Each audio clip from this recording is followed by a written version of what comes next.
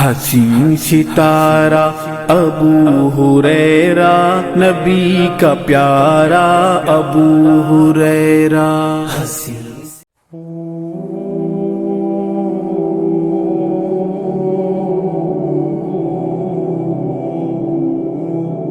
ان الحمد للہ نحمده ونستعینه ونستغفره ونعوذ باللہ من شرور انفسنا ومن سیئات اعمالنا من یهده اللہ فلا مضل له ومن یضلل فلا هادی له واشهد ان لا الہ الا اللہ واشهد ان محمدا عبده ورسوله اما بعد فان خیر الحدیث کتاب اللہ وخیر الہدی ہدی محمد صلی اللہ علیہ وسلم وشر الامور محدثاتها وكل محدثة بدعة وكل بدعة ضلالة وكل ضلالة في النار۔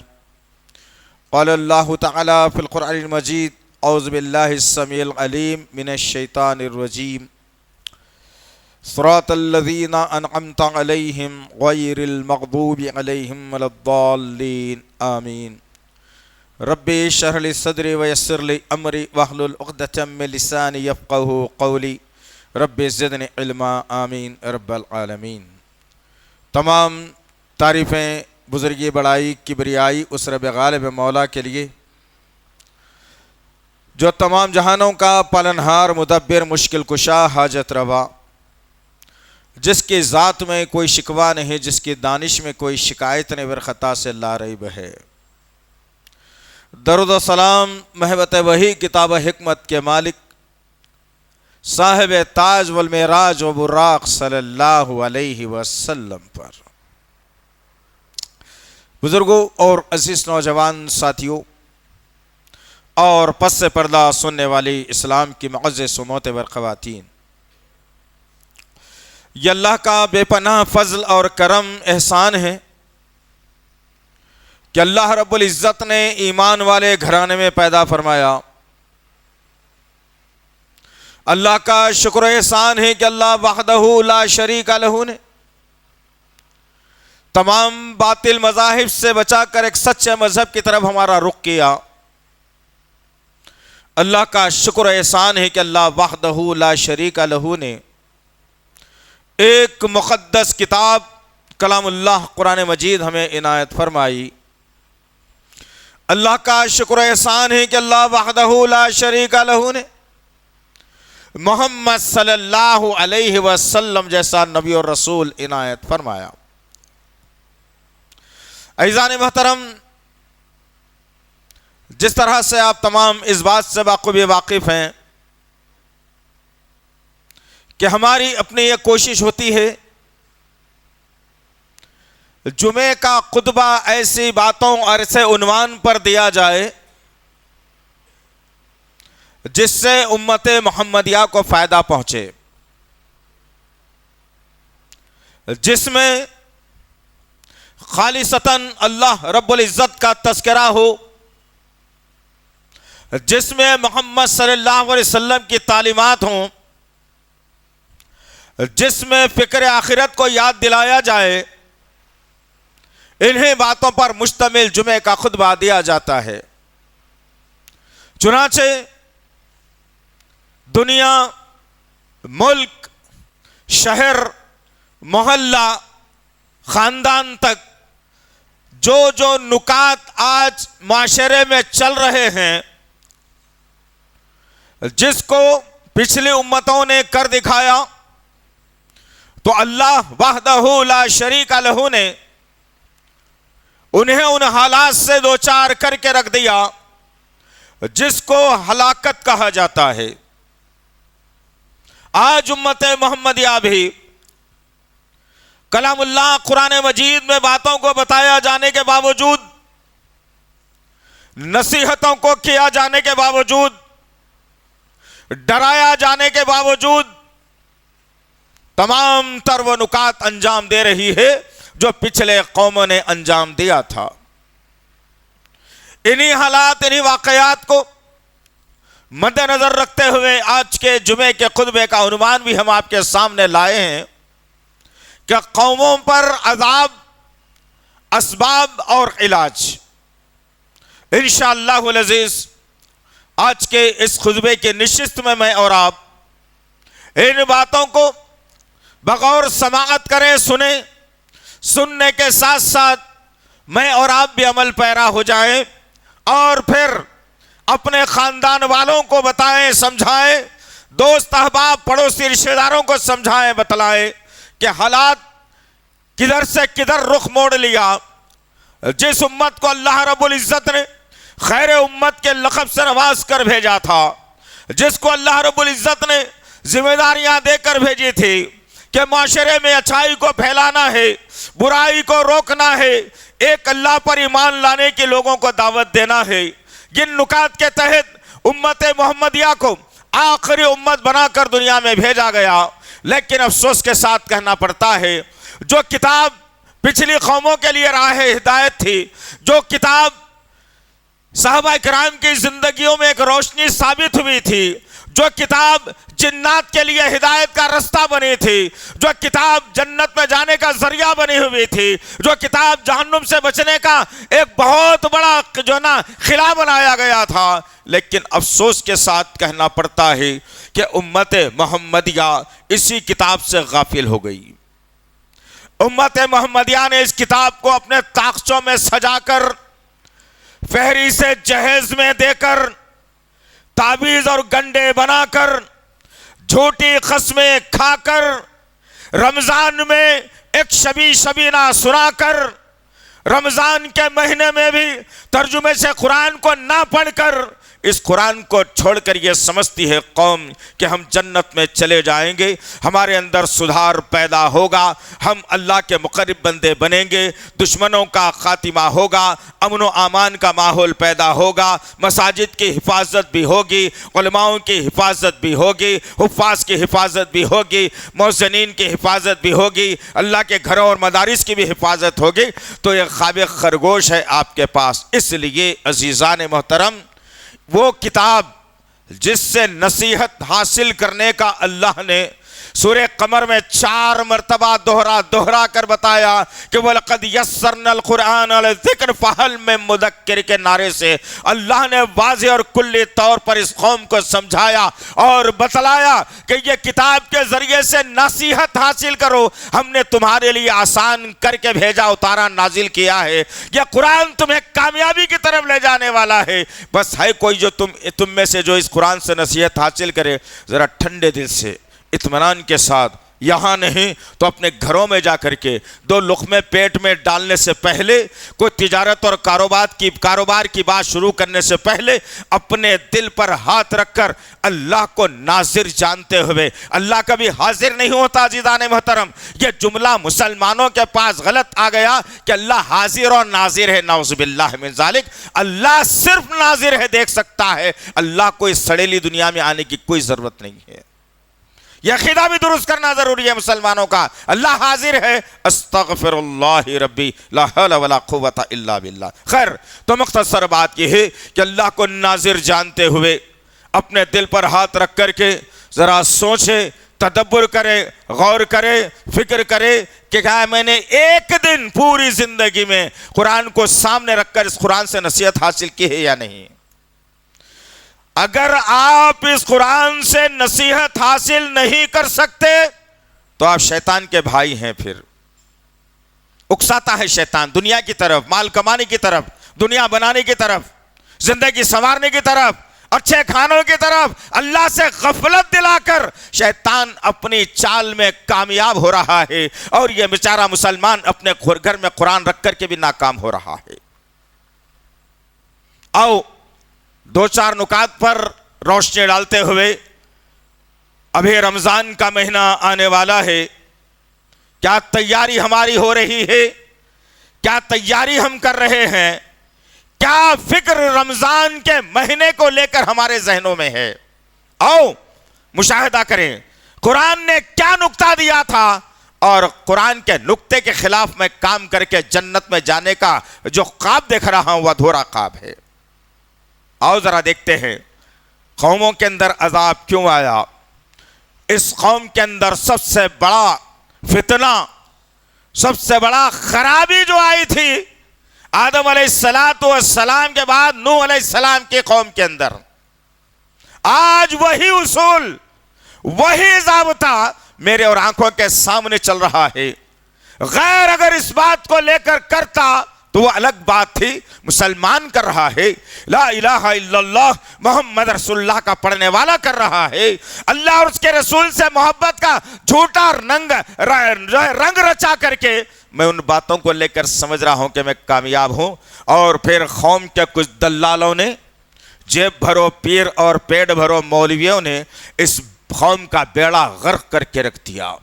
یہ معصوم اور نہتی قوم جو اپنے آپ کو بہت بڑی فلاسفر، بہت بڑا عاشق رسول بتانے والی بن گئی ہے، یہ دھوکے کی زندگی جی رہی ہے۔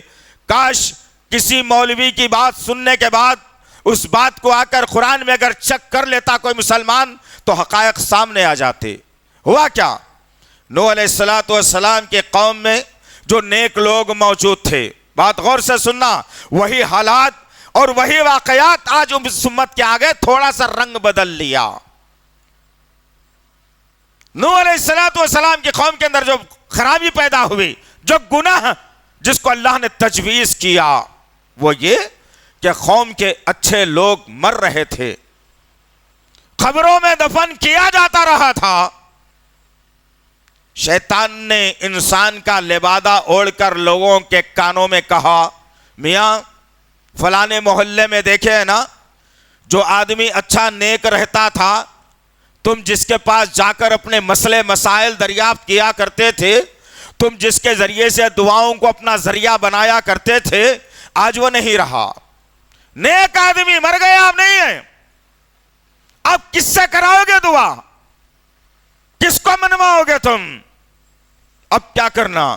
لوگوں نے سوال اٹھایا تو اس نے کہا کہ بھائی اپنے نیک لوگوں کی ایک چھوٹی سی مورتی بنا دو، جو ان کی شکل و صورت میں ہو، ان کے نام سے ایک مورتی بناؤ، اپنے محراب میں رکھو، اور جب کبھی ضرورت پڑے تمہیں اپنے دعا کی قبولیت کی کوئی پریشانی آ جائے تو ان کے سامنے کھڑے ہو کے کہنا کہ اے اللہ کے ولی، ہم آپ کے ذریعے سے وسیلہ مانگتے ہیں، اللہ کا ذریعہ مانگتے ہیں، اللہ کا، ہماری دعاؤں کو بخشوا دینا، قبول کروا لینا۔ اللہ کو یہ ناگوار بات گزری۔ نوح سے کہا گیا، اے نوح جاؤ اپنی قوم کو سمجھاؤ اور بتلاؤ، دیکھو انہیں ڈراؤ، یہ حرکت غلط، جو آدمی مر گیا منو مٹی کے نیچے چلا گیا، پھر اس کی کوئی ضرورت نہیں ہے دنیا میں، اٹھو اللہ کے سامنے ہاتھوں کو پھیلاؤ، مانو۔ لیکن کہاں ماننے والی تھی وہ قوم؟ قوم نے یہی کیا کہ نہیں بھائی یہ بزرگ لوگ ہیں نا، ان کو چھوڑ کے کیسا اللہ تک پہنچ سکتے؟ استغفر اللہ۔ جب یہ حرکات، یہ سکنات ان کے اندر پیدا ہوئے، اس کو شرک سے تشبیہ دیا جانے لگا، وقت گزرتا رہا، لوگ پیغمبر کو اور ان کے ماننے والوں کو، توحید پرستوں کو جو صرف لا الہ الا اللہ کا نعرہ بلند کرتے تھے، ان کی مخالفت میں ہجو کرنے لگے، نبی کو مارنے لگے، ایمان والوں کو ستانے لگے۔ اللہ نے کہا جاؤ نوح کشتی بناؤ، کشتی تیار ہوئی، طوفان آیا۔ کن کے اوپر طوفان آیا؟ ان کے اوپر جو وسیلے کو جائز قرار دیا کرتے تھے، مردوں کے وسیلے کو جائز قرار دیا کرتے تھے، مورتیوں کی پوجا وہ کیا کرتے تھے، ان لوگوں کے اوپر اللہ نے ایسا عذاب لایا پانی کا کہ سارے کے ایمان والے سارے کے سارے کشتی میں سوار ہو گئے، اور جتنے لوگ نبی اور رسول کے خلاف میں تھے، اللہ کے احکامات کے خلاف میں تھے، اللہ نے سب کو پانی میں ڈبا کر ہلاک کر دیا، پاک کر دیا زمین کو۔ نہیں چاہتا اللہ برائی کرنے والوں کو زمین پر رکھنا، لیکن ایمان والوں کی ذمہ داری ہے کہ ایمان والے اپنا حق پورا ادا کریں۔ آج معاملہ یہ ہے، میں بولوں گا تو کیا ہوتا کہ اب میں کہیں کو بولنا بھائی یہ ان کا معاملہ ہے، یہ انہوں کر لینا، ارے میرے کو تو اتنا علم نہیں ہے نا، میرے سے زیادہ ہے، انہوں بول لینا۔ استغفر اللہ۔ یہ بیماری بھی اس قوم کے اندر آئی تو ہم بتائیں گے آپ کو عذابات کیا کیا آ رہے ہیں۔ یہ بیماری قوم کے اندر آ گئی، اور پھر ایک بیماری اور بھی آ گئی، ذرا عقل کو دخل دے کے سوچو دوستو۔ میری ماں بہنوں آپ بھی، میرے عزیز نوجوان ساتھیوں آپ بھی، کہ اس غور کرنے والی بات یہ ہے کہ اللہ هو الحی القیوم کہا، میں ہمیشہ ہمیشہ زندہ رہنے والا ہوں، میں ہمیشہ ہمیشہ زندہ رہنے والا ہوں۔ ارے پکارنے والے کی پکار تو الگ شکل ہے، لیکن اللہ نے کیا کہا؟ ان اللہ علیم بذات الصدور، بے شک اللہ کو علم ہے تمہارے دلوں میں اٹھتے ہوئے وسوسوں کا، تم سوچتے ہو دل کے اندر، اب بولے نہیں، اللہ کو اس کا بھی علم ہو گیا ہے۔ وہ خالق کائنات، وہ مالک ارض و سما، اس سے کہہ رہے ہو کہ تم کسی بزرگ کے، کسی ولی کے وسیلے سے سنتا ہے، جو مردہ مر گیا انہیں ڈائریکٹ کیسے سن رہا ہے؟ ذرا سوچنے والی بات ہے یہ۔ افسوس اس قوم کے اوپر، عذاب آنے کے پورے دروازے میں نے اور آپ نے کھول دیے، اللہ کو رب کو رہے ناراض کرنے کے سارے دروازے کھول دیے۔ سب سے بڑی خرابی اس قوم کے اندر آئی تھی تو یہی کہ انہوں نے مردوں کو اپنا وسیلہ بنایا تھا، ڈائریکٹ اللہ سے مانگنے شرم آتی تھی، ڈائریکٹ اللہ سے مانگنے کے لیے ہچکچاہٹ ہوتی تھی، جب کبھی ضرورت پڑتی تو اپنے بزرگوں کے قدموں پر سر رکھ کر مانگا کرتے تھے، مورتیوں سے مانگا کرتے تھے، وسیلہ بنایا کرتے تھے۔ اللہ نے عذاب لا کر کے ہلاک اور برباد کر کے رکھ دیا۔ اور نبیوں کے تذکروں میں بات آتی ہے، قوم عاد کا تذکرہ آیا، قوم سمود کا تذکرہ آیا، قوم شعیب کا تذکرہ آیا۔ ذرا غور کرنے والی بات یہ ہے عزیزان محترم، یہ اسی خطرناک قوم تھی۔ آج بھی صالح مدائن کے ذریعے سے مدینے سے 450 کلومیٹر اگر آپ دور جاتے ہیں تو وہ صالح مدائن آج بھی آپ کو آوازیں دیتے ہیں۔ آج تم اینٹوں والا گھر بنا کر یہ کہتے ہو کہ مضبوط گھر بنا لیا ہے، طاقتور گھر بنا لیا ہے۔ کبھی صالح مدائن کو اگر آپ دیکھیں گے تو پتا چلے گا، جو پہاڑ ہمارے پاس اونچے اونچے آسمان سے جو چوٹی لگی ہوئی ہے، ان پہاڑوں کے اندر انہوں نے گھروں کو تراش کر گھر بنا لیا، دیواریں نہیں اٹھائی، انہوں نے پہاڑوں کے اندر سوراخ کر کے گھر بنا لیا۔ اتنی طاقتور اور خطرناک قوم تھی۔ آؤ کیا خرابی ان کے اندر تھی۔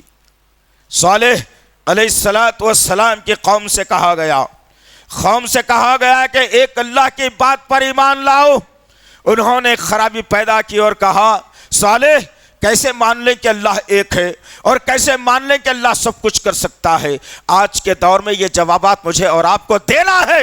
اگر ڈر اللہ کا ہمارے سینے میں ہے، ہم باطلوں کے جو نا عقائد کو جوتے کی نوک پر اڑا کر رکھ دینے والے اگر ہیں، واقعی توحید پرست اگر آپ ہیں، تو ان نعروں کو آپ بلند کریں گے جو قرآن نے ظاہر کر کے بتایا ہے۔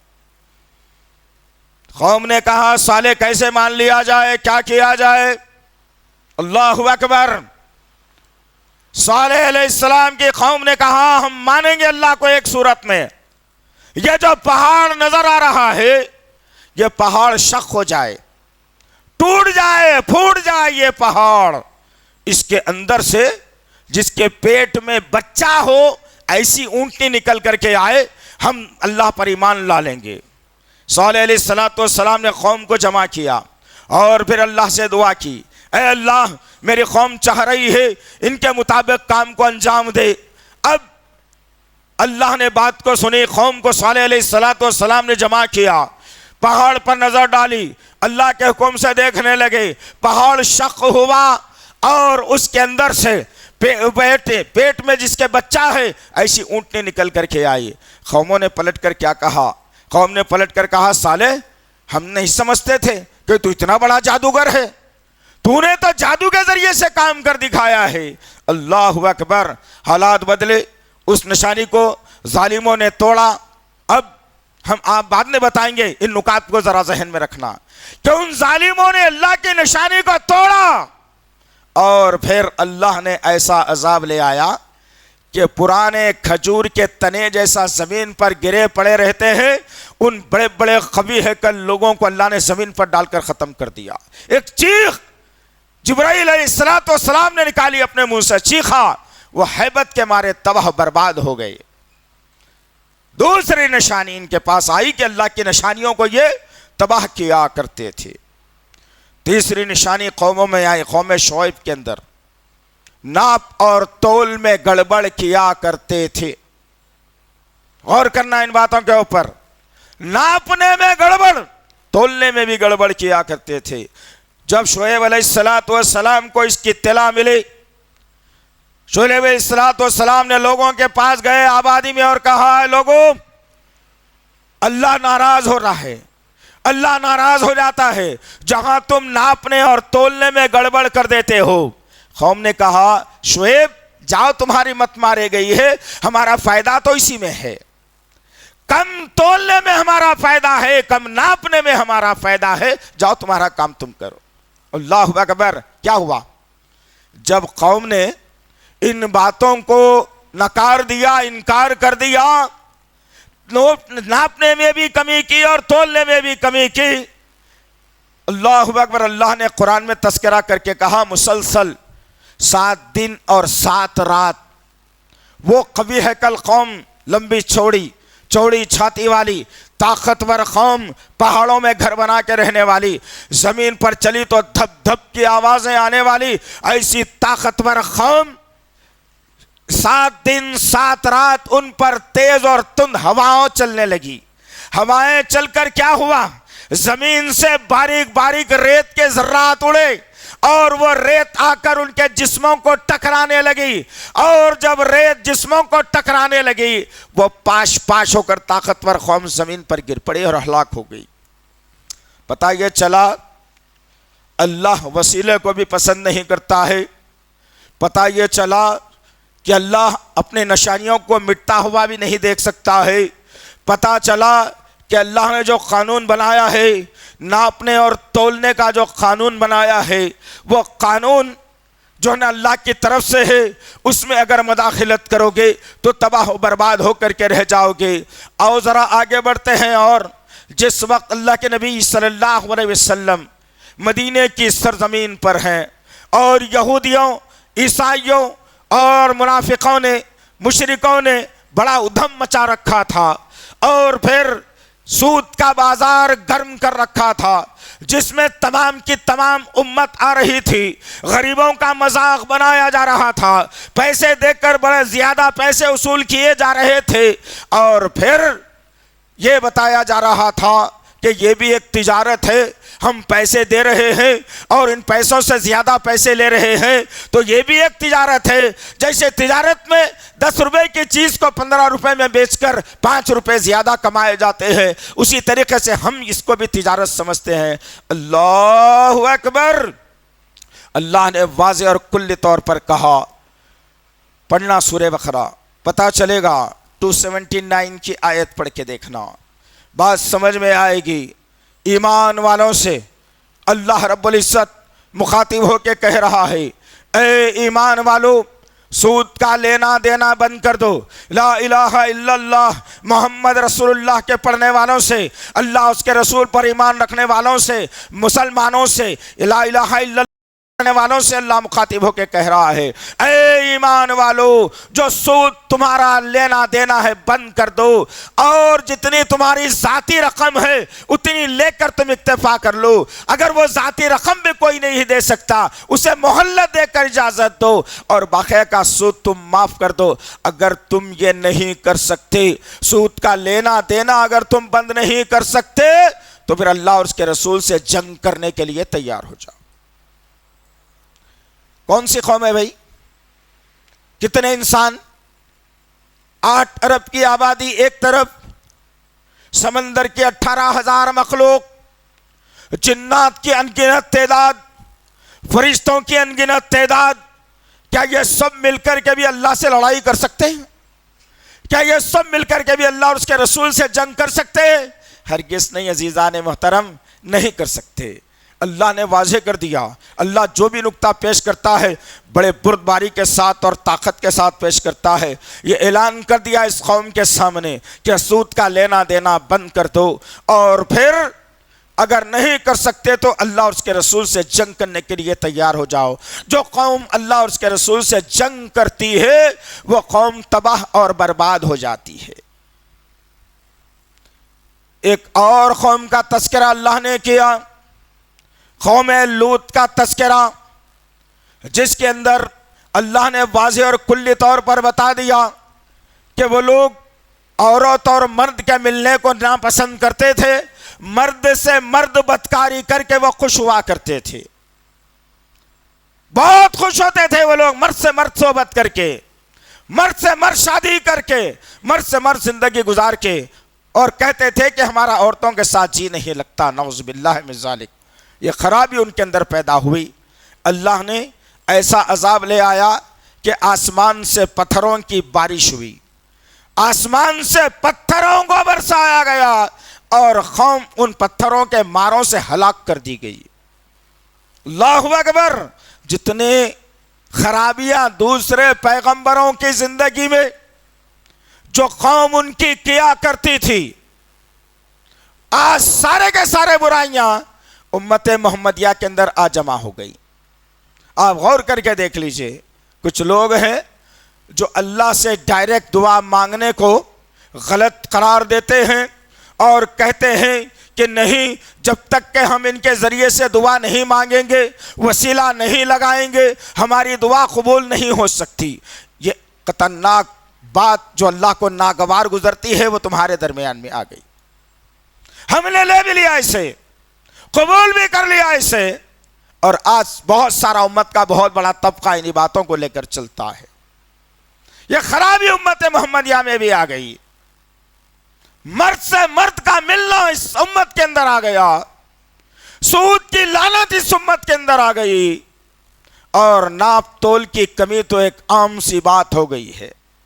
مولوی صاحب آپ کے لیے ہے، نیا کپڑا آیا ہے مارکیٹ میں، اچھا کرے آپ ہمارے پاس آئے، بہترین ہے، لے کر کے جائیے، میں تھوڑا بڑھ کے ہی دے دوں گا آپ کو، بے فکر رہیے آپ۔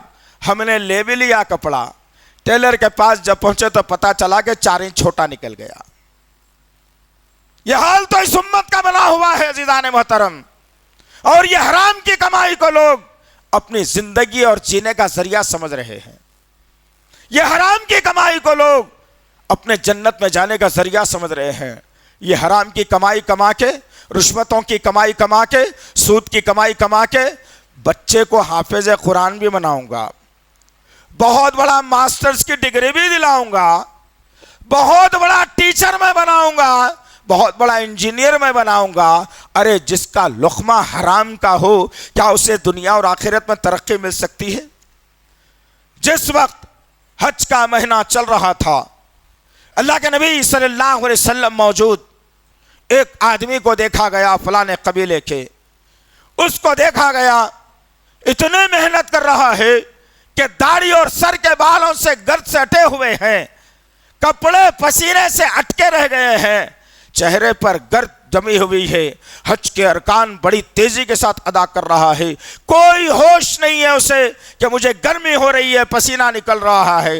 اللہ کے رسول صلی اللہ علیہ وسلم کے صحابہ کرام نے اس آدمی کو دیکھا، اللہ کے نبی کے پاس آئے اور کہنے لگے یا رسول اللہ، وہ فلانا بن فلانا آدمی اتنی محنت کر رہا ہے، جس کے کپڑے اٹ گئے ہیں، جس کے چہرے پر دھول آ گئی ہے، جس کو احساس نہیں ہے کہ گرمی ہے یا سردی ہے، وہ اتنے ارکان کو محنت سے ادا کر رہا ہے۔ اللہ کے نبی نے پوچھا کس کی بات کر رہے ہو؟ کہا فلانا بن فلانا۔ وہ لوگ مشہور تھے اس وقت میں حرام کھانے میں، حرام لینے میں۔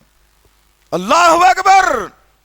اس آدمی کے بارے میں بات آئی تو اللہ کے نبی نے کہا جس کا کھانا حرام کا ہو، جس کا لباس حرام کا ہو، جس کا پینا حرام کا ہو، اللہ اس کے حج کو کیسے قبول کرے؟ اور یہ خرابی اس امت کے اندر بھی آئی۔ آج کے حالات میں زمینہ کھا جاؤ، وقف کے کھا جاؤ، لوگوں کی جائیدادیں کھا جاؤ، لوگوں کو ڈرا دھمکا کر ان کے گھر ہڑپ لو، حرام حرام حرام لسٹ کے اندر ہے، اور عمرے کے لیے روانگی بھی ہے، دعاؤں کی درخواست بھی ہے۔ عجیب فلسفہ ہے اس قوم کا۔ اللہ کے نبی نے واضح کر دیا جس کا کھانا اور پینا حرام کا ہو وہ کیسے کامیاب ہو سکتا ہے۔ اب آئیے آخری حصے میں ہم ذرا جائزہ لے کر کے دیکھیں کہ اللہ اور اس کے رسول نے کیا نکتہ بیان کیا، کیا بتایا رمضان کے تعلق سے، اور یہ قوم آج کر کیا رہی ہے۔ جائیے اپنے گھروں میں، جائیے قرآن کی آیتیں تلاش کیجئے، جائیے جہاں تک دریافت کرنا ہے کر کے آئیے. اس معاملے میں تو کوئی بھی عالم غلط نہیں بول سکتا انشاءاللہ العزیز. وہ کیا؟ یہ کہ رمضان کا مہینہ آیا تو صحابہ نے بازاروں کو سجا دیا تھا. رمضان کا مہینہ آیا تو صحابہ نے کھانے کو اہمیت دی تھی. رمضان کا مہینہ آیا تو صحابہ نے راتوں کو کھیل کود میں لگانے کے لیے ترجیح دی تھی نعوذ باللہ. یا رمضان کا مہینہ آیا تو صحابہ کرام دعوت افطار کرتے ہوئے رات بھر گھومتے تھے نعوذ باللہ.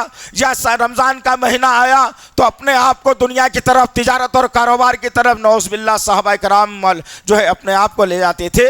ایک صحابی کا واقعہ لا کے تم بتاؤ، یا تو پھر نبی کی زندگی سے لاؤ، نہیں تو صحابہ کے بعد نبی کے بعد خلفائے راشدین کا واقعہ لے آؤ، نہیں تو پھر تابعیوں کا دور لے کر کے آؤ، نہیں تو پھر طبع تابعی کا دور لے کر کے آؤ. پھر اس کے بعد بات کریں گے کہ رمضان کا مہینہ جب آتا ہے تو صحابہ کرام مساجد کا رخ کیا کرتے تھے، عبادت کا رخ کیا کرتے تھے، اپنے آپ کو اللہ کی بندگی میں لگا دیا کرتے تھے، قرآن کی تلاوت میں لگا دیا کرتے تھے، کھانے پینے سے پرہیز کیا کرتے تھے.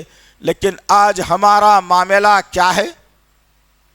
اب تو اخبارات کی سرخیاں، سوشل میڈیا کا پلیٹ فارم لوگوں کو اکسا رہا ہے. کسی بھی پلیٹ فارم سے یہ اعلان نہیں کیا گیا کہ آؤ 30 دن تک ہم اللہ کی عبادت اللہ کے گھر میں کریں گے، آؤ 30 دن تک کلام اللہ قرآن مجید کی تلاوت اللہ کے گھر میں کریں گے، آؤ 30 دن تک روزانہ آدھا ایک پارہ پڑھ کے ہم تراویح کو 30 دن لے کر کے چلیں گے، آؤ مسجدوں سے جو ہے غریبوں اور محتاجوں کی مدد کریں گے. کہاں ہے؟ کون سا اسلام، کون سا دین؟ اتنی بڑی خرابی آ گئی. ابھی آج ہی کچھ پڑھ رہا تھا منصف پیپر کے اندر یا پھر سوشل میڈیا کے پلیٹ فارم پر، برحال ایک خطرناک فتویٰ نکل کر کے آیا. افسوس، ایسے ظالم لوگوں کو اللہ پکڑے گا، چھوڑے گا نہیں، یاد رکھو. یہ قوم کے ساتھ کھلواڑ کرنے والوں کو اللہ کبھی نہیں بخشے گا. جامعہ نظامیہ نے ایک فتویٰ جاری کیا عین رمضان سے پہلے، اب یاد آیا. اس وقت فتویٰ نہیں دیا جب عورتیں اپنے جسموں کو کھول کر تجارت کر رہی تھی. اس وقت فتویٰ نہیں دیا جب بابری مسجد کو ڈھا دیا گیا تھا. اس وقت فتویٰ نہیں دیا جب نوجوانوں کو گولیوں سے بھون دیا جا رہا تھا. اس وقت فتویٰ نہیں دیا جب مکہ مسجد کے کام کرنے والوں کے مزدوروں کو تنخواہ نہیں دی گئی تھی. اس وقت فتویٰ نہیں دیا جب شراب کو عام کیا جا رہا تھا. اب آ کر کے فتویٰ دینے کی ضرورت پڑی. یہ باتوں کو پھیلاؤ. عزیزان محترم، سوال تو کرو کبھی ان ظالموں سے کہ کیا کہہ رہے ہو تم؟ اور ذرا خلاصہ کر کے دیکھتے ہیں کتنی خرابیاں اس قوم کے اندر آ گئی. رمضان کے مہینے سے پہلے فتویٰ دیا جا رہا ہے کہ عورتیں تراویح کے لیے مسجد نہ جائے. فتویٰ جامعہ نظامیہ. یہ اللہ کی بھیجی ہوئی وحی نہیں ہے میاں، یہ کسی قرآن کی آیت کا حوالہ نہیں ہے میاں، یہ نبی کی حدیث کا حوالہ نہیں ہے میاں. جہاں سے اسلام نکلا ہے، مکہ اور مدینہ سے اسلام پوری دنیا میں پھیلا ہے. مکہ جس کو کہا جاتا ہے، حرم مکہ، مسجد الحرام کہا جاتا ہے اسے، کائنات کی سب سے عظیم مسجد مکہ مکرمہ، مسجد حرام جس کو کہا جاتا ہے. آج جمعے کے دن آپ دیکھ لیجئے، آج جمعے کے دن عورتوں کی کثیر تعداد اس مسجد کے اندر موجود ہے، نماز پڑھ رہی ہے مسجد کے اندر. مدینہ میں جائیے، ان آنکھوں نے دیکھا ہے آج سے 15-20 دن پہلے کی بات، بھری ہوئی کھچا کچ عورتوں سے مسجد نبوی. لگاؤ فتویٰ، لگاؤ فتویٰ. نہیں جا سکتے مسجد کو انشاءاللہ، پھر دیکھتے ہیں تمہارا انجام کیا ہوگا. لایا گیا فتویٰ، نہیں جا سکتی عورتیں تراویح کے لیے مسجد کو. کہاں سے لائیے؟ کس نے دیا؟ یہ کس کی شے پر کام کر رہے ہو تم؟ ہم سے کہتے ہو کہ یہ وہابی ہیں. الحمدللہ ہم فخر سے کہیں گے ہم وہابی ہیں. معاشرے میں 2 قسم کے لوگ رہتے ہیں، یاد رکھو میرے عزیز نوجوان ساتھیوں، میری ماؤں بہنوں. ایک دنیا میں ہمیشہ سے آدم سے لے کر محمد صلی اللہ علیہ وسلم تک وہابی رہا. وہابی اللہ کے ماننے والے کو، اللہ کو مشکل کشا سمجھنے والے کو، اللہ کو غریب و نواز سمجھنے والے کو، اللہ کو بندہ نواز ماننے والے کو، اللہ کو سب کچھ کرنے والا ماننے والے کا نام وہابی ہوتا ہے. اللہ کا کرم ہے ہم وہابی ہیں، الحمدللہ ہم اللہ والے ہیں. ایک یہ طبقہ دنیا میں رہا، ایک اور طبقہ دنیا میں رہا جس کا نام لہابی ہے، جس نے نبی کی پیدائش پر خوشی تو منایا تھا ہوگا، لیکن نبی کے مشن کو تباہ کرنے کے لیے کوئی کسر نہیں چھوڑی. اور آج یہ لہابی لوگ اپنے آپ کو عاشق رسول بتا کر دھوکہ دے رہے ہیں. ان سے بچنے کی ضرورت ہے. کیوں نہیں جانا عورت مسجد کو؟ اب عورت مسجد کو اگر نہیں جائے گی تو سارے کے سارے بازار سب گرم رہیں گے، عاشقی کے اڈے کھلیں گے، ایک کا کلہا دوسرے کے کلہے سے ٹکرا بھی جائے گا، ایک کا ہاتھ دوسرے کے ہاتھ میں لگ بھی جائے گا. یہ جائز ہے؟ یہ جائز؟ مسجد کو آنا خراب ایک عورت، لیکن بازار میں پھرنا یہ کہاں کا جائز تم نے دیا؟ یہ بھی فتویٰ دو کہ کوئی عورت بازار میں نظر نہیں آئے گی. سارے تاجر پیشہ لوگ تمہارے گھر پہ پہنچ جائیں گے میاں، سارے تجارت کرنے والے تمہارے گھر پہ پہنچ جائیں گے. مولانا مسجد کو نہیں جانا بولے ٹھیک ہے، ہمارے کو مطلب نہیں ہے، تم نے تو بازار کو بھی عورتوں کو نہیں بھیجنے کا فتویٰ دیا، اب جواب دو. اللہ اکبر. عزیزان محترم، یہ فتنے چلتے رہیں گے. آؤ ذرا کیا کہتا ہے قرآن، کیا کہتا ہے قرآن، کیا بتاتا ہے قرآن، کیا سمجھاتا ہے قرآن، کیا سبق دیتا ہے قرآن. رمضان کی تیاری کیسے کرنے کا سلیقہ سکھاتا ہے قرآن. اللہ اکبر. پڑھو نا. کیوں شرماتی ہے قرآن پڑھنے میں بھائی؟ کیوں جھجکتے ہو قرآن پڑھنے میں؟ کیوں پریشان ہوتے ہو قرآن پڑھنے میں؟ قرآن ہی کے پڑھنے سے جنت ملنے والی ہے، قرآن کے چھوڑنے والوں کو کبھی جنت نہیں مل سکتی. اور یہ عذر نکالنے والوں کو بھی اللہ کبھی معاف نہیں کرے گا. جو کہتے ہیں اب تو عمر ہو گئی، اب کیا پڑھنا، ذرا بچے بڑے ہو رہے ہیں، تجارت کرنا ہے یا بچوں کو سنبھالنا ہے، اب پوترے نواسے بھی ہو گئے، اب داماداں بھی آ گئے، اب بچے بڑے ہو گئے، اب ان کی زندگی کے بارے میں سوچنا ہے، اب کیا قرآن پڑھنا. ایسا بولنے والا بھی جہنم میں جانے والا ہے. یاد رکھو، میں نہیں کہہ رہا ہوں، قرآن پڑھ لو پتہ چلے گا تمہیں. مجرم کہا ایسے لوگوں کو. یہ تعویلیں نکالنا بند کرو، آؤ قرآن کی طرف. اللہ نے واضح طور پر ایمان والوں سے مخاطب ہو کر کے کہا، کسی دوسری قوم سے نہیں، صرف اور صرف اور صرف لا الہ الا اللہ محمد رسول اللہ کے پڑھنے والوں سے اللہ مخاطب ہو کے کہہ رہا. بسم اللہ الرحمن الرحیم. یا ایھا الذین آمنوا کتب علیکم الصیام کما کتب علی الذین من قبلکم لعلکم تتقون. قرآن نے نعرہ دیا، تم پڑھتے ہی نہیں، تم پڑھتے ہی نہیں، تم سمجھتے ہی نہیں. یہاں بیٹھنے والوں کی زندگی میں 20 25 15 10 مرتبہ رمضان آیا، لیکن ایک آیت کے ٹکڑے کو پڑھنے کی کبھی ہم نے جرت نہیں کی. ایک آیت کو سمجھنے کی ہم نے کبھی طلب ہمارے اندر پیدا نہیں ہوئی. کیا فائدہ ایسے زندگی کا؟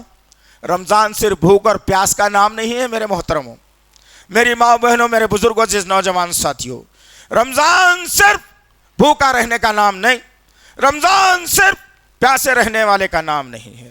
رمضان میں کیا کرو بولے اللہ رب العزت؟ تمہارے اندر کیا پیدا ہونا چاہیے اس روزوں کے ذریعے سے؟ اے ایمان والو، اے ایمان لانے کا دعویٰ کرنے والو، تم پر رمضان کے روزے فرض کیے گئے ہیں. کس کا فرمان ہے؟ خالق کائنات، مالک ارض و سما کا فرمان ہے. اللہ کہہ رہا ہے کہ تم پر رمضان کے روزے فرض کیے گئے ہیں، جیسا پچھلی امتوں پر بھی فرض کیے گئے تھے، پچھلے لوگوں پر بھی فرض کیے گئے تھے. وجہ کیا ہے؟ ارے بھائی وجہ ابھی بتاؤں گا انشاءاللہ، لیکن سوچ لو اچھے طریقے سے، سمجھ جائیے تنزیہ ہے یہ. اس لیے رمضان آ رہا ہے کہ گزشتہ سال 1 لاکھ کا نقصان ہوا تھا، اب کے تجارت کر کے 2 لاکھ کما لوں گا. نعوذ باللہ من ذالک. یہ سوچ اگر ہے تو تمہاری شیطانی سوچ ہے یہ. اگر کوئی یہ سمجھ رہا ہے گزشتہ سال حریص میں نقصان ہو گیا تھا، اب کے 2-4 بھٹیاں زیادہ لگا کر اچھی کمائی کر لوں گا رمضان میں، 1 سال کی بات ہے، پھر 1 سال کے بعد آتا۔ اگر یہ سوچ رہا ہے کوئی، وہ شیطان کا دوست اور ساتھی ہے، اور شیطان جہنم میں لے جانے کے لیے کافی ہے۔ نہ تجارت کی ضرورت ہے رمضان میں، نہ حریص کھانے کی ضرورت ہے رمضان میں، نہ بزنس کرنے کی ضرورت ہے رمضان میں، نہ نئے کپڑے بیچنے اور خریدنے کی ضرورت ہے رمضان میں۔ اللہ نے کہا لعلکم تتقون، رمضان اس لیے آ رہا ہے تمہارے پاس۔ کیا جانتے ہو تتقون کے معاملے میں؟ مفسرین نے 2 باتیں لکھی ہیں تتقون کے تعلق سے، تقوی پرہیزگاری کے معاملے میں 2 باتیں لکھی ہیں۔ ایک، تتقون تقوی کے معنی یہ آتے ہیں اللہ نے جو حدیں بنائی ہیں، اللہ نے جو قانون نافذ کیا ہے، اس کو تم انگل کر نہیں جا سکتے، اس کو پھلانگ کر نہیں جا سکتے۔ وہ قانون کی پاسداری کرنا، ان حدودوں کی پاسداری کرنے کا نام تتقون ہے۔ ایک یہ، دوسرا آتا ہے ڈر، اللہ اکبر، تاکہ تمہارے اندر ڈر پیدا ہو جائے۔ ڈر کس کا پیدا ہو جائے؟ ڈر اللہ کا پیدا ہو سب سے پہلے۔ ڈر موت سے، میں بچ نہیں سکتا، اللہ آسان میری موت ہو جائے، یہ ڈر پیدا ہونا چاہیے۔ عذاب خبر کا ڈر پیدا ہونا چاہیے، میدان حشر کا ڈر پیدا ہونا چاہیے، جہنم کی ہولناکی کا ڈر پیدا ہونا چاہیے۔ یہ ڈر پیدا کرنے کے لیے اللہ نے کہا اب تم رمضان کے روزوں کی جو ہے نا تم پاسداری رکھ لو، رمضان کے روزے تم اختیار کرو، عبادتوں کے اندر اپنے آپ کو لگا لو، اور اللہ کے لیے میرے عزیز نوجوان ساتھیوں، یہ مت دیکھو اب شروع ہوگا یہ معاملہ۔ جو قوم سال بھر قرآن پڑھی نہیں، وہ کیا رمضان میں 5 دن میں قرآن سمجھ سکتی ہے؟ جو قوم سال بھر قرآن پڑھی نہیں، وہ کیا 3 دن میں قرآن سمجھ سکتی ہے؟ کیا جو قوم سال بھر قرآن نہیں پڑھی، وہ ایک شبینہ میں کیا قرآن سمجھ سکتی ہے؟ ممکنات میں سے نہیں ہے۔ عمر بن خطاب رضی اللہ تعالی عنہ، خلیفہ دوم نے اپنی سیرت کے بارے میں اپنی زبان سے صحابہ کرام کو یہ احساس دلایا قرآن کیا کتاب ہے، اور کہتے ہیں عمر بن خطاب رضی اللہ تعالیٰ عنہ خلیفہ دوم، اے لوگو تم کیا سمجھتے ہو کلام اللہ کو؟ مجھے سورہ بقرہ کو سمجھتے سمجھتے 10 سال کا عرصہ نکل گیا۔ اللہ اکبر، کہاں ہیں زندگیاں؟ پیچھے سامنے امام، پیچھے مقتدی، پوری تجارت کا حساب۔ اب تو معاملہ یہ ہو گیا ہے کہ ٹائمنگ کے حساب سے بھی تراویح چل رہی ہے۔ کتنی پڑھائی جا رہی ہے تراویح؟ 10 آیتیں، 15 آیتیں، 15 منٹ میں تراویح، 10 منٹ میں تراویح۔ اللہ اکبر۔ ذرا پوچھنا کبھی ابو ہریرہ رضی اللہ تعالی عنہ سے کہ اللہ کے نبی صلی اللہ علیہ وسلم کتنی لمبی جو ہے نا رات کی نماز پڑھایا کرتے تھے۔ کہا گیا ایک مرتبہ اللہ کے نبی صلی اللہ علیہ وسلم نماز کے لیے کھڑے ہوئے اور نماز پڑھاتے رہے، لمبی لمبی رکعتیں، لمبے لمبے رکوع، لمبی لمبی قرات، لمبے لمبے سجدے۔ اللہ اکبر۔ وقت گزرتے گزرتے گزرتے اتنا ہو گیا کہ سحر کا وقت قریب آ گیا۔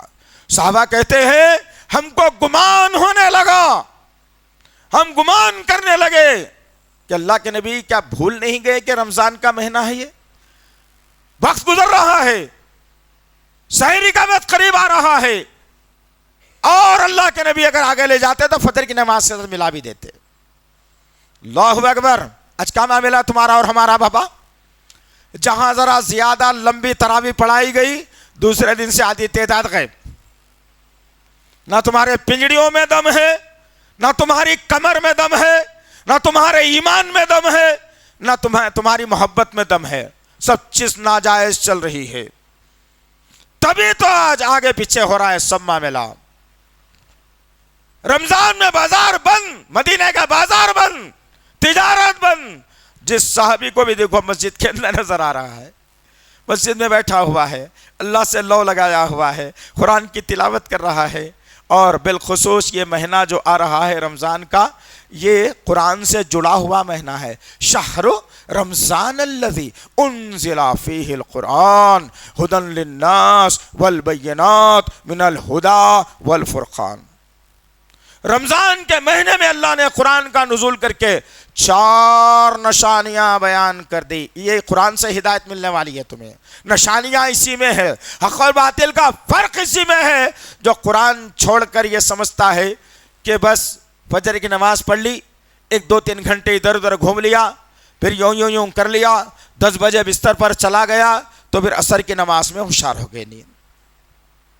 ظہر بھی چلی گئی, عصر میں نیند ہوشیار ہوئی. ارے اب بھی اٹھوں گا, ذرا نہا کے دھو کے اچھے کپڑے پہن کے سرما ورما لگا کے پھر مسجد کے اندر موجود, کیا بولے تو حضرت روزے سے ہے, کسی کو پتہ ہی نہیں ہے کہ ان کی ظہر کی نماز چلے گی. حالات ایسے ہی ہمارے آج. جانتا ہی نہیں مسلمان رمضان کیا ہے. یہ فکر ختم ہو گئی کہ گزشتہ رمضان تو کھیل کود میں, تجارت میں, سونے میں, بیٹھنے میں صحت اچھی نہیں تھی, گزر گئی, لہٰذا یہ آنے والے رمضان کو میں اللہ کے لیے مختص کر دیتا ہوں. 11 مہینے کما لیا نا بھائی, کیا کرے 11 مہینے کمائے سو, کیا کرے 11 مہینے کمائے سو. کسی غریبوں مسکینوں کی مدد کرے, کسی بھوکوں کو کھانا کھلائے, کہیں اللہ کا گھر بن رہا تھا اس میں مدد کرے, کسی مدرسے کے اندر بچوں کو کھانا کھلائے, کسی بیمار کی مزاج پرسی کرے. کچھ بھی نہیں کرے. 5 بچے پڑھ رہے ہیں بھائی اسکول میں, ہر بچے کی فیس 5,000 روپے. دیکھو بچہ کالج میں پڑھ رہا ہے, سال کو 1.5 لاکھ روپے بننا ہے. 1 سال میں پورا یہی کرے, اب اس سے زیادہ کیا کرے. 1 سال میں تو یہی حساب آپ کا ہے. یا بچوں کو پڑھانا ہے, بیوی کی خواہشات ہیں, دوائیں لانا ہے, فیسا بننا ہے, پوری زندگی گزار لیا آپ نے. اب رمضان آیا تو پھر وہی 11 مہینے کی آپ کے اندر صفت ہے. یہ 1 مہینے کا رمضان 11 مہینے تک ایسے گزارنے کی ترغیب دے رہا ہے, تربیت کر رہا ہے. لیکن کہاں ہے عزیزان محترم, کس کو ڈھونڈیں, کس کو بولیں, کس کو سمجھائیں. اپنے آپ کو وقف کرنے کا مہینہ آ رہا ہے, اپنے آپ کو اللہ کے حوالے کرنے کا مہینہ آ رہا ہے. کیا میرے آقا محمد صلی اللہ علیہ وسلم, جس کی زندگی کو اللہ نے نمونہ بنایا ہے سورہ احزاب کی آیت نمبر 21 کے مطابق, کیا محمد صلی اللہ علیہ وسلم نے اپنے صحابہ کو یہ کہا ہو کہ بھائی رمضان آ رہا ہے, عبد الرحمن ابن عوف تمہاری تجارت بڑی مشہور ہے, مدینے میں ذرا دکان کو سجا کے رکھنا, نعوذ باللہ من ذالک, یاذ باللہ, اللہ معاف کرے. کیا ایسا کہا ہے کبھی؟ نہیں کہا ہے نا. 1 مہینے تک سب کچھ بند تھا. عبد الرحمن ابن عوف کی تجارت سے عثمان بن عفان تک سب تجارتیں بند. صرف قرآن کی تلاوت, کثرت سے غریبوں مسکینوں کی مدد, یہ تھا رمضان تتقون کے دائرے میں. لیکن آج ہم لوگ کیا کر رہے ہیں؟ التماس ہے, اپیل ہے آپ تمام بھائیوں سے, 1 مہینے کے لیے کالج میں ڈال دیجئے آپ لیٹر لکھ کے, میں نہیں آ سکتا بھائی, رمضان کا مہینہ آیا ہے, بعد میں اپنی تعلیم کو مکمل کر لوں گا. کوئی تجارت اگر کرتا ہے یہ مت دیکھو کہ بازو والا کما رہا ہے, بھائی میں نے کھولا تو انہیں زیادہ کما لیتا, استغفر اللہ, اس کی وہ کمائی بیماریوں میں چلی جاتی. اور جب ہم نے یہ تمام تر چیزوں کو غور سے دیکھا, فلانی قوم نے ایسا کیا, اللہ نے عذاب لایا, فلانی قوم نے ایسا کیا, اللہ نے عذاب لایا, فلانی قوم نے ایسا کیا, اللہ نے ایسا عذاب لایا. اب ہم یہ سمجھ کے بیٹھے ہیں, اب کہاں آ رہا بھائی عذاب, کہاں زمین تڑک رہی, کہاں آسمان سے فرشتہ آ رہا, کہاں پتھروں کی بارش ہو رہی, کہاں پانی میں ڈبایا جا رہا. یہ خواب خرگوش ہے تمہارا, یہ خواب خرگوش ہے تمہارا, ہوش کے ناخن. آخری باتیں بتا رہا ہوں, غور سے سننا. عذاب اللہ کا, اللہ کے نبی صلی اللہ علیہ وسلم نے کہا قیامت کے قریب میں تمہارے اندر ایسی ایسی بیماریاں آئیں گی جس کو تمہارے باپ داداؤں نے کبھی اس کا نام بھی نہیں سنا ہوگا. آج سے 50 سال پہلے شوگر کیا تھی نہیں معلوم تھا لوگوں کو. ہارٹ اٹیک, کڈنی کی بیماری, خون میں خرابی, کینسر کا زیادہ ہونا, آنکھوں کا جو ہے نا مان پڑ جانا, آپس میں اختلافات کا ہونا, تجارت اور کاروبار میں نقصان ہونا, کمائی میں برکت نہیں ہونا, میاں بیوی میں جھگڑے ہونا, ماں باپ کے خلاف اولاد کا جانا, اولاد کا ماں باپ اولاد کے خلاف میں جانا, پڑوسی کا دشمن بننا. یہ عذاب نہیں تو پھر اور کیا ہے؟ یہ عذاب نہیں تو پھر اور کیا ہے؟ ایک فکر ہے جو انسان کو کھائے جا رہی ہے, بس کھائے جا رہی ہے انسان کو. آج بھی وقت ہے میرے اور آپ کے پاس, یاد رکھ لیجیے اس بات کو. پلٹ کر آئیے اسلام کی طرف, پلٹ کر آئیے اللہ اور اس کے رسول کے قانون کی طرف, پلٹ کر آئیے قرآن کے فلسفے کی طرف, پلٹ کر آئیے جنت کے راستے کی طرف. پھر دیکھیں آپ انشاءاللہ العزیز اللہ کامیابیوں کا وہ دروازہ کھولے گا جس کا ہمیں وہم و گمان بھی نہیں ہوگا۔ یہ فتوے آتے رہیں گے اور جاتے رہیں گے، یہ بازار کھلے رہیں گے اور بند بھی ہوتے رہیں گے۔ ہماری ذمہ داری ہے کہ ہم بازار کو جائیں گے یا مسجد کو جائیں گے،